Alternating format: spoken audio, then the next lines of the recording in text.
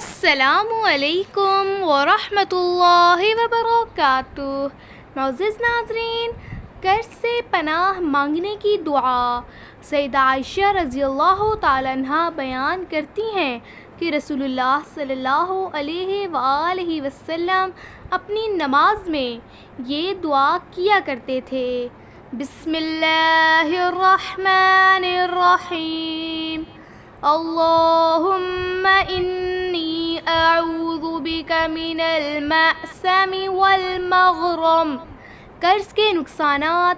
آپ صلی اللہ علیہ وآلہ وسلم نے فرمایا، جب بندہ مقروض ہوتا ہے تو مجبوراً جھوٹ بولتا ہے اور وعدہ کر کے خلاف ورزی کرتا ہے۔ کیا آپ کسی مشکل یا پریشانی میں مبتلا ہیں؟ اگر آپ کسی بڑے غم اور کسی مصیبت میں گرفتار ہیں تو کثرت سے اس دعا کو ضرور پڑھیں۔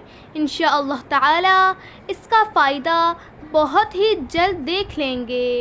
بسم اللہ الرحمن الرحیم، لا الہ الا اللہ العظیم الحلیم، لا الہ الا اللہ رب العرش العظیم، لا الہ الا اللہ رب السماوات السبع ورب الارض رب العرش الکریم۔